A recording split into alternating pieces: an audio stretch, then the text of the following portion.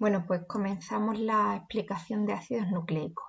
Aquí vienen varias diapositivas que es un poco de introducción, si queréis lo leéis, ¿no? El origen de los ácidos nucleicos, cómo empezaron a llamarlos. Y aquí aparece pues quiénes fueron los descubridores de su estructura. En el 1950, pues Watson y Crick, que obtuvieron el premio Nobel, con ayuda también de Rosalind Franklin y de Maurice Wilkins, ¿vale? Lo leéis por curiosidad. Aquí tenemos el modelo de esta estructura de doble hélice de ADN. Y ya empezamos con la primera definición, que tenemos que saber que es de ácidos nucleicos, que son polímeros formados por la unión de nucleótidos. Un polímero es una molécula grande hecha de unidades pequeñas, que serían en este caso los nucleótidos. Existen dos tipos de ácidos nucleicos que vamos a estudiar, el ADN y el ARN.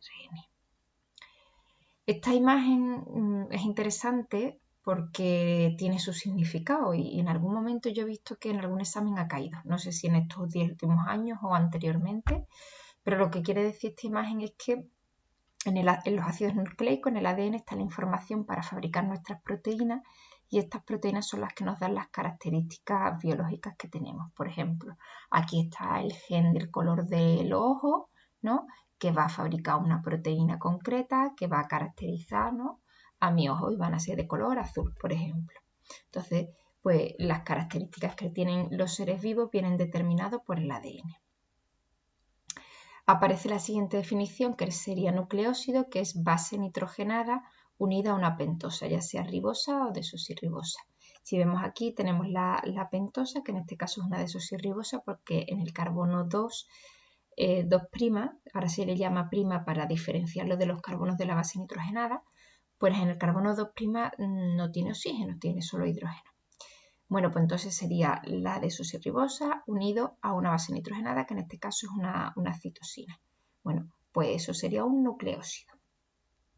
El enlace por el que se une se llama enlace N-glucosídico, que sería la molécula de agua y quedaría unido el carbono 1' con el nitrógeno de la base nitrogenada. Posteriormente aparece la definición de nucleótido, que es un nucleósido unido a una molécula de ácido fosfórico. Antes teníamos ya el nucleósido, base nitrogenada y la pentosa, y ahora ya le unimos el ácido fosfórico y ya quedaría la molécula básica de los ácidos nucleicos, que son los nucleótidos.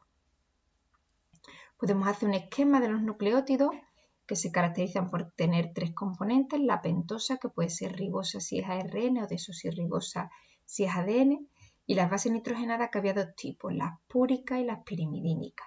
Las púricas eran adenina guanina, que nos las encontramos tanto en el ADN como en el ARN, y las pirimidínicas, pues citosina, que nos lo encontramos en ADN y en ARN, y después tendríamos la timina y el uracilo. La timina solo la encontramos en el ADN y el uracilo solo en el ARN. Si recordamos, cuando os ponía la imagen de las bases nitrogenadas, pues yo os decía, no tenemos que sabernoslas de memoria, pero sí recordad que las que tienen el nombre largo, pirimidínicas, son las más pequeñitas, las que tienen un solo anillo. Y las del nombre corto, pues son las que tienen dos anillos, que son más grandes, ¿vale? Eso es lo que tenemos que recordar, si son grandes o pequeñas. Y por último, pues el grupo fosfato, que sería el último componente. Aquí tenemos las pentosas, la ribosa, desoxirribosa, que son exactamente igual, solo que en el carbono 2' se diferencia que la desoxirribosa pues no lleva el oxígeno y la ribosa pues sí lleva el OH. Esto lo hemos visto de las bases nitrogenadas. También las bases nitrogenadas pues se pueden poner con su inicial, la C, la T, la U, la A y la G. Esta imagen ya la hemos visto, aquí también la hemos visto, las púricas y pirimidínicas. Aquí simplemente esta imagen lo que me está enseñando es la unión del ácido fosfórico, ¿no? con la pentosa. Vale. Bueno, aquí está hablando de una molécula que se llama ATP, que es bastante conocida por nosotros, ¿no? Que está hecha de una desoxirribosa, no, ribosa, que tiene el OH, la adenina y tres ácidos fosfóricos. Y aquí estamos viendo pues cómo se le van uniendo o quitando los ácidos fosfóricos. Entonces tendríamos aquí en este caso ATP porque tiene 3 ácidos fosfóricos, aquí tendríamos 2 y aquí teníamos 1, ¿vale? También hay otras moléculas energéticas como es el GTP, que es guanosin trifosfato, o incluso con uracilo, el uridín trifosfato. Pero nosotros la que más vamos a utilizar es el ATP y puntualmente el GTP en la respiración. Aquí tenemos otra vez la misma molécula, ¿no? Se le ven como los enlaces ricos en energía, pues aparecen así como con forma un poco ondulada, y cuando se rompen estos enlaces pues se desprende la energía que se necesita pues para llevar a cabo el metabolismo o muchas funciones. En esta imagen animada, ay, que se me va, aquí tenemos la base nitrogenada que sería la adenina. Vamos a ver cómo se forma, ¿no?, el nucleótido. Le unimos la ribosa por el carbono 1' y ahora me llega un ácido fosfórico, se va una molécula de agua y esto sería AMP. Después el segundo ácido fosfórico, ADP, adenosin trifosfato, y el tercer ácido fosfórico ya tendríamos el ATP hecho. Y ahora vamos a explicar el enlace característico entre los nucleótidos que se llama enlace fosfodiéster, que se lleva a cabo entre el carbono 3', en concreto entre el hidroxilo que está en el carbono 3' de una pentosa de un nucleótido, y el OH del ácido fosfórico que está unido al carbono 5' de la otra pentosa del otro nucleótido. Se acercan los hidroxilos, se va una molécula de agua y quedan unidos por este oxígeno, por eso se llama enlace fosfodiéster. En la siguiente imagen, bueno, pues es más completa porque aparecen todos los átomos de las pentosas y te diferencia entre ribosa y desoxirribosa, ¿no? La ribosa tendría OH y la desoxirribosa solo el hidrógeno. Y lo mismo, vemos cómo se acercan los dos OH, se va la molécula de agua y quedan unidos por el enlace fosfodiéster. Tenemos que saber hacer este enlace, ¿eh? Nos lo pueden poner en imágenes y nos pueden pedir que le dibujemos una molécula de ADN. Es cierto que no la piden con mucho detalle, tal como aparece por aquí, pero sí han pedido que se le dibuje una molécula de ADN donde se tiene que ver la base nitrogenada, el ácido fosfórico y la pentosa.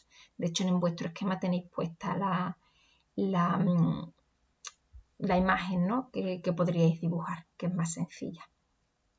Aquí pues una imagen animada de ese enlace. Normalmente este enlace lo hace una enzima que se llama la ADN polimerasa, que utiliza pues la energía de los 3 ácidos fosfóricos que están unidos, ¿no? Quita 2 y utiliza esa energía para formar el enlace fosfodiéster. Y lo hace esta enzima que estudiaremos en el bloque siguiente, en el bloque 3. Aquí simplemente pues para que veáis que cuando uno muchos nucleótidos por enlace fosfodiéster, tanto en una cadena como otra, pues ya obtengo lo que sería la cadena de ADN, la doble hélice de ADN. Fijaos cómo esto que está aquí en negro, ¿no?, esta rayita, unión pentosa, fósforo, ácido fosfórico, pues todo eso serían el enlace fosfodiéster. También aquí en esta imagen pues lo que se ven son los extremos. Nosotros a la cadena le podemos poner extremos y este sería el 5' debido a que termina, ¿no?, en el carbono 5' que está por aquí, este ácido fosfórico, y abajo pues sería el extremo 3' que corresponde a este hidroxilo del carbono 3' de la pentosa. Entonces siempre las cadenas de los ácidos nucleicos van a tener extremos, siempre o 3' o 5'. Bueno, y aquí un chiste de Mafalda, ¿vale? Después nos vamos a las funciones de los nucleótidos, que tenemos varias. La primera sería pues acumuladora y donante de energía, como es el ATP, que ya hemos estudiado su función, ¿no? Después la función coenzimática, que tenemos 3 nucleótidos, el NAD, que lo vamos a estudiar en la respiración, el NADP, que es en la fotosíntesis, lo vamos a ver, y el FAD también en la respiración. Y por supuesto la función estructural, que es la más importante, que está aquí, que forma parte de los ácidos nucleicos, ¿vale? Aquí os habla de estas dos, de la energía, ¿no?, y la molécula de ATP, que ya os lo he contado, y después pues de los distintos nucleótidos que tienen función coenzimática. El NAD no me tengo que saber la molécula, simplemente que transporta electrones en la respiración celular. el NADP pues los transporta los electrones en la fotosíntesis y el FAD también en la respiración celular. No me tengo que saber la molécula, ¿vale? Simplemente las tres funciones, que sería función estructural, función coenzimática y con los tres ejemplos de nucleótidos y la función energética, ¿vale? Ahora, en esta parte, pues vamos a analizar la estructura, localización y funciones, ¿vale? Vamos a empezar con la estructura del ADN y comparándola aquí en esta imagen con la del ARN. Si os fijáis, básicamente son dos ácidos nucleicos que son bastante semejantes. Las diferencias serían que la pentosa en el ADN es desoxirribosa, que tiene solo en el carbono 2' el hidrógeno, y en el ARN pues ribosa, que tiene OH en el carbono 2. Eso sería una diferencia. Una segunda diferencia es la base nitrogenada, que el ARN siempre tiene uracilo pero no tiene timina, y al revés el ADN tiene timina y nunca tiene uracilo. Y otra diferencia más que en esta imagen no se ve, pero sí se ve en esta, es que el ADN está en forma de doble cadena, son dos cadenas, bicatenario, y el ARN normalmente va como una monocadena, solo en algunas partes específicas del ARN transferente, por ejemplo, que hace doble cadena, pero siempre es monocatenario, ¿vale? Esas serían las tres diferencias. Después dice que cada resto de pentosa está unido por el carbono 1 a una base nitrogenada. Y aquí está la segunda diferencia. Bueno, aquí en verdad me va redactando lo de las bases nitrogenadas que os comentado antes. Saber que los ácidos nucleicos son moléculas informativas, ¿no? Llevan la información genética de todas las células y de las características que tenemos, ¿no? Los seres vivos. Y nos metemos en la estructura que tiene el ADN, que podemos decir que tiene una estructura primaria, una secundaria y una terciaria. La estructura primaria ya la hemos visto, que es la formación del enlace fosfodiéster entre un nucleótido y otro, ¿vale? La sucesión de nucleótidos, y como el esqueleto pentosa-fosfato siempre es el mismo y lo que va variando son las bases nitrogenadas, pues al final este polipéptido lo podemos abreviar simplemente poniendo la secuencia de base nitrogenada, que sería ACGT, porque todo lo demás es exactamente igual. Nada, este es otro dibujito, ¿no? Donde se ve, me habla de la fase nitrogenada, vale. La estructura secundaria, bueno, pues ahí esta es la que describió Wasson y Crick, ¿no? Y nos dice varias características de esta estructura secundaria. También aparecen, ¿no?, los experimentos de Rosalind Franklin y Mallory Wilkins, vale. Y aquí se ve los experimentos que hicieron con rayos X, por eso, si recordáis, Rosalind Franklin murió bastante joven, tuvo cáncer de ovario, porque no sabía en aquella época que los rayos X provocaban tumores, ¿no?, la radiación. Bueno, pues dentro de esa estructura secundaria, algunas características. La primera, pues que aparece aquí en negrita, son dos cadenas de nucleótidos, ¿no?, doble cadena en el ADN. Son antiparalelas. ¿Qué significa antiparalela? Bueno, pues que el extremo 5' está enfrentado al 3' y aquí abajo el 3' está enfrentado al 5'. De hecho, si veis, esta cadena está hacia arriba y esta cadena, la que está a la derecha, está hacia abajo.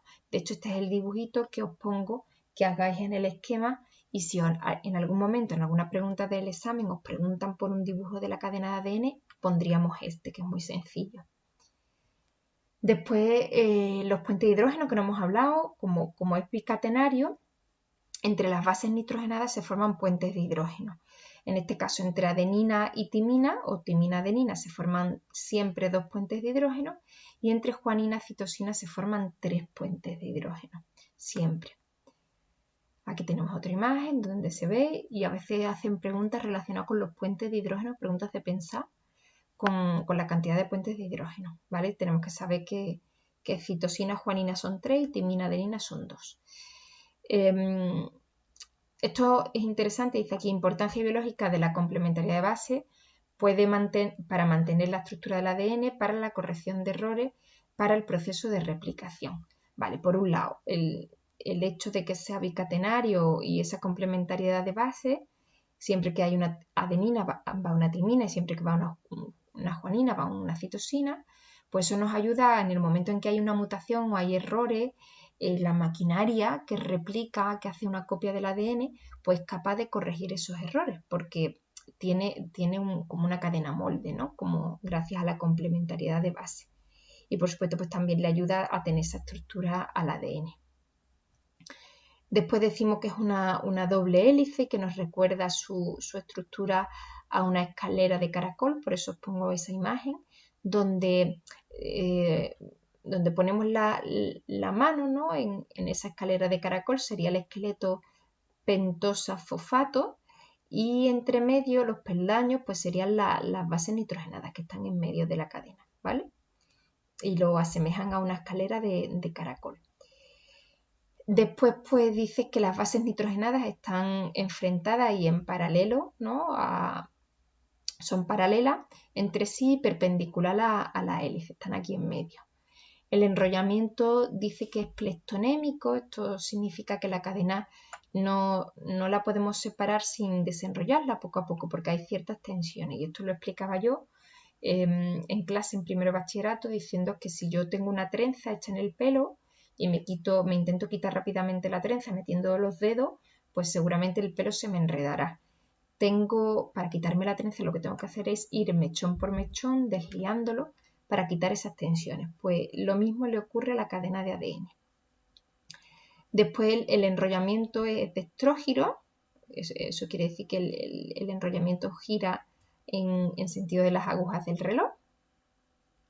Y después esta característica, lo que pasa es que si la vais a nombrar, pues os tenéis que saber muy bien los números, ¿no? Los datos, que tiene de anchura pues 2 nanómetros, de longitud entre una vuelta y otra, pues hablamos de 3,4 nanómetros, y entre un nucleótido y otro, pues estamos hablando de 0,34 nanómetros, y en cada vuelta, pues nos encontramos 10 nucleótidos ahí en medio.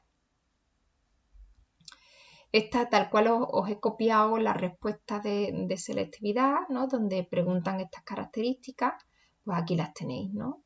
Pone que dextrohelicoidal, nosotros le hemos llamado dextrógiro, que es lo mismo, coaxial, esto dice que ambas cadenas están enrolladas alrededor de un eje imaginario, esa por ejemplo no la hemos nombrado, ahí la tenéis, no siempre piden todas, ¿eh? Antiparalela, que esa sí la hemos dicho, complementaria, es decir, que siempre va enfrentada y en pareja la adenina con la timina y la citosina con la guanina. El plectonémico, que ya lo hemos dicho, ¿vale? Y nosotros incluso hemos dicho algunas más. Esto, bueno, esto da igual, no lo preguntan nunca, simplemente que la estructura del ADN puede cambiar y esto sobre todo es en los laboratorios.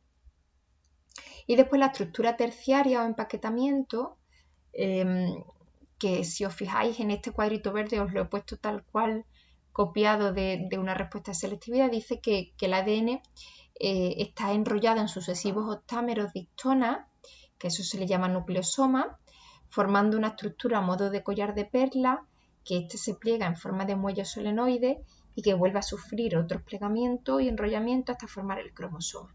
Si vemos aquí abajo la doble hélice que hemos estudiado, la estructura secundaria, pues ahora vamos a seguir plegándola. Al principio pues formamos esos nucleosomas porque el ADN se enrolla en unas estructuras proteicas que se llaman histonas. Después sigue enrollándose a modo de muelle y de solenoide, sigue sufriendo plegamientos hasta llegar a formar el cromosoma, ¿vale? Con esto conseguimos que una gran cantidad de información genética reducirla a una estructura muy pequeña que se llama cromosoma, gracias a esta estructura terciaria. Pasaríamos ya a la estructura del ADN, perdón, del ARN, que en este caso pues recordamos que estaba hecho de ribosa, era monocatenario y las fases nitrogenadas pues adenina, citosina, guanina, que eran las mismas que en el ADN, pero tenía uracilo, que esa no la tenía el ADN. También tiene extremos, igual que el ADN, este sería el extremo 3' y este sería el 5'. Y bueno, aquí comparando ADN con ARN, ¿no? Y vemos cómo es monocatenario. dice que el orden de estos nucleótidos de ARN pues se le llama secuencia primaria o estructura primaria, que era igual que en el ADN. Las cadenas de ARN siempre son más cortas que las de ADN y las podemos encontrar, el ARN, tanto en el núcleo como en el citoplasma celular, cosa que no ocurre con el ADN. El ADN lo encontramos solo en el núcleo, no sale del núcleo. También encontramos un poco de ADN en cloroplastos y en las mitocondrias, dentro, en el interior, pero son las excepciones. Después dice que excepto los retrovirus, que es un tipo de virus, el ARN está hecho por una única cadena, aunque también en la R transferente hay momentos en que puede ser bicatenario, pero siempre normalmente es monocatenario, lo hemos comentado antes. Y después los tipos, ¿no? Dice que el ARN es una molécula encargada de sintetizar las proteínas específicas y transmitiendo la información que viene del ADN. Y encontramos 4 tipos de ARN: el mensajero, el transferente, el ribosómico y el nucleolar, que en principio el ribosómico viene del nucleolar, pero el nucleolar nunca lo han preguntado, entonces lo que vamos a centrarnos en estos 3 primeros. El ARN mensajero, y esto sonará del año pasado, de la síntesis de proteínas, es una copia de un fragmento de ADN que corresponde pues a un gen o a un grupo de genes. Por ejemplo, pues voy a hacer una copia al gen que determina el color del pelo, ¿vale? Entonces, si vemos aquí la cadena de ADN que estaría en color morada, pues se abre y se hace una copia en ARN de ese fragmento, ¿vale? Si yo, por ejemplo, tengo, y con esto se puede hacer gracias a la complementariedad de bases. Si yo tengo una guanina, voy a poner una citosina. Si tengo una timina, voy a poner una adenina. Y si tengo una adenina, voy a poner un uracilo, nunca timina. Cuidado, que estamos haciendo la copia en ARN. Y por supuesto tienen sus extremos también, 5', 3'. Aquí tenemos también otra imagen, ¿no? La enzima que hace esta copia es la ARN polimerasa, que lo estudiaremos en el bloque 3. Vale, si pasamos al ARN transferente, la función es transportar los aminoácidos que están en el citoplasma y los lleva a los ribosomas para fabricar la síntesis de proteínas.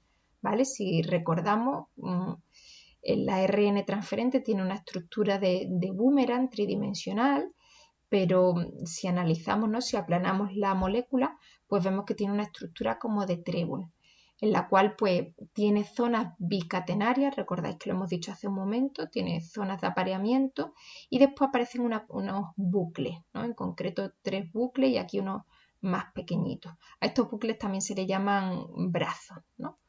Recordamos que tenía una parte importante que eran los 3 nucleótidos que aparecían por aquí, que se llamaban anticodón, que eran complementarios al codón del ARN mensajero, como vemos aquí, ¿vale? Lo que sería verdecito sería el codón y lo de arriba del transferente el anticodón, que son complementarios. Y son los que determinan el aminoácido que va entrando en el ribosoma. Y nada, poco más, así interesante el ARN transferente, listo. Ahí pone el porcentaje, pero bueno, eso es poco importante. Y por último, el ARN ribosómico, que forma parte de los ribosomas y su función es pues, participar en el proceso, ¿no? de unión de aminoácidos en la síntesis de proteínas. Recordamos que los ribosomas tenían una subunidad grande y una subunidad pequeña, ¿no? Y eran los que iban leyendo este ARN mensajero y colocando los ARN transferentes complementarios al codón que aparecía en el ARN mensajero. Recordamos que tenía 3 zonas imaginarias porque realmente no aparece eso, ¿no? Pero para explicar el proceso pues decíamos que esta era la zona E, la zona P y la zona A. Y van ahí entrando los ARN transferentes. No doy más detalle de esto porque en el bloque 3 vamos a estudiar la síntesis de proteína, pero por lo menos que sepamos dónde nos encontramos el ARN ribosómico. Un ribosoma no solo lo forma un ARN ribosómico, sino que muchos más. Es una mezcla entre ribosómico y proteína. De hecho, cuando estudiemos en el bloque 2 la citología de los ribosomas lo vamos a ver, ¿vale? Y el ARN nuclear que os dije que no lo vamos a estudiar porque nunca lo han preguntado, solo preguntan el mensajero transferente y el ribosómico, y es como el paso anterior, ¿no? Se encuentra, es el que forma el nucleolo, y está en el núcleo, y a partir de él se forma el ARN ribosómico. Pero ya digo que no preguntan nunca. Y después algo interesante es la desnaturalización, que también lo pueden preguntar en ejercicios de pensar. Las moléculas de ácidos nucleicos también se desnaturalizan, y al desnaturalizarse, pues por calor, ¿no? Sobre todo, o porque cambian las condiciones de pH, lo mismo que pasaba con las proteínas. Y al desnaturalizarse lo que ocurre es que los enlaces, los puentes de hidrógeno son los que se rompen, se eliminarían. Entonces pierde pues la estructura terciaria y secundaria. La primaria no se perdería. Aquí en esta imagen lo vemos, ¿no? Tenemos estas doble hélices, le aplicamos calor y demás, se desnaturalizan, y si después volvemos a las condiciones anteriores y no ha estado mucho tiempo, pues conseguimos renaturalizarlo, que vuelva otra vez a su estructura normal. Aquí estoy señalando pues, que lo que se rompen al desnaturalizarse pues, son los puentes de hidrógeno que están estabilizando la molécula. Y después la localización, que aunque antes lo hemos ido nombrando, pero vamos a contar. En procariotas podemos encontrar, bueno, recordamos que los procariotas no tienen núcleo, entonces encontramos los ácidos nucleicos en el citoplasma, ¿no? Por ejemplo, aquí vemos ADN bacteriano, plásmido, que son fragmentos pequeños de ADN, también lo encontramos por aquí, y el ARN, pues lo mismo, va a estar todo en el citoplasma. En los virus, pues, y vamos a estudiar los virus en el bloque 4, pues los virus pueden tener ADN o ARN en su material genético, depende del tipo de virus que sea, y de una cadena o de doble cadena también. Lo que nunca van a llevar es ADN y ARN juntos, eso sí, o llevan ADN o llevan ARN, pero como hay muchos tipos de virus, pues depende del virus, ¿no? Después el ADN, pues lo localizamos, por supuesto, en el núcleo, también dentro de las mitocondrias y dentro de los cloroplastos, que eso era lo que explicaba la teoría endosimbiótica. Y después el ARN, pues lo localizamos tanto en el núcleo como en el citoplasma, ¿vale? Y bueno, aquí te va hablando ya de cada uno de los ARN y te va diciendo lo que dice, por ejemplo, el ARN donde se crea y después donde se desplaza. Por ejemplo, el ARN mensajero se fabrica en el núcleo, y todos los ARN se fabrican en el núcleo, y después pasa al citoplasma. El ARN ribosómico lo mismo, en el núcleo, porque viene del ARN nuclear y después se unirá a proteínas y demás y formará los ribosomas. Y el ARN transferente también se forma en el núcleo y después pasa al citoplasma, donde su función es transportar los aminoácidos. Y el nucleolar, pues también en el núcleo, en concreto en el nucleolo. Y ya simplemente pinceladas, aunque esto profundizamos después mucho más en el bloque 2, no, el bloque 2 no, perdón, en el 3, pues la función de los ácidos nucleicos. Pues portar el mensaje genético, transportar la información genética, ¿no? Y cuando una célula se divide en dos células, pues esa información genética tiene que pasar a las células hijas, por lo tanto se replica, y esta es la imagen que tenemos aquí, ¿no? Haciendo una copia del ADN que va a ir para cada una de las células hijas. Se ven en distinto color porque explica el concepto de semiconservativo, ¿no? Que decía que las cadenas nuevas, las células hijas iban a tener una cadena antigua, que es la azul, de la célula madre, y una de nueva síntesis, que sería la amarilla. Pero eso vamos a profundizar en el bloque 3. Y después eso sería que es portador del mensaje genético, y después que interviene en la síntesis de proteínas. Y aquí en una imagen muy general, pues vemos cómo se ha fabricado un ARN mensajero, hemos hecho una copia de un fragmento de ADN que ha salido por los poros nucleares, y me lo llevo al citoplasma, a los ribosomas, donde se va a hacer la traducción. Esto sería la transcripción y esto sería la traducción, pero ya digo que profundizamos en el bloque 3 en esto. Y esta imagen, pues, bueno, recopila todas esas funciones de los ácidos nucleicos. Por un lado, información del mensaje genético y se puede replicar. Y por otro lado, transcripción y traducción, que sería pasar la transcripción de ADN a ARN mensajero y la traducción de ARN a proteína. Y esto sería la síntesis de proteína. Entonces esas son las dos funciones que tienen los ácidos nucleicos. Y con esto terminamos. Bueno,